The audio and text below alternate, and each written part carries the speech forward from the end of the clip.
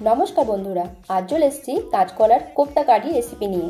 কাঁচকলার কোপ্তা কারি বানানোর জন্য আমরা এখানে কাঁচকলা আর আলুগুলোকে একটু বড় সাইজের করে কেটে সেদ্ধ হতে দিয়ে দিয়েছি।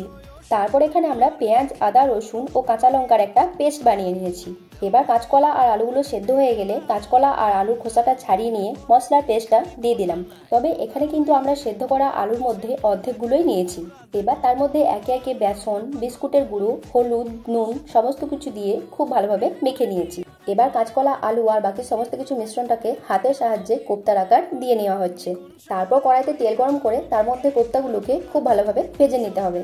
এবার ওই তেলের মধ্যে একটু পাঁচফোড়ন আর তেজপাতা দিয়ে সেদ্ধ করে রাখা বাকি আলুটা, হলুদ, পেস্ট করা মশলা, ধনে জিরের গুঁড়ো আর নুন দিয়ে খুব ভালোভাবে নাড়াচাড়া করে নিয়ে জল দিয়ে দিতে হবে এবং ঝোলটা ফুটে এলে তার মধ্যে কোপ্তাগুলো ছেড়ে দিয়ে আবারও বেশ কিছুক্ষণ ফুটিয়ে নিয়ে ওপর থেকে গরম মশলা ছড়িয়ে নিলেই কাঁচকলার কোপ্তা কারি একদম রেডি।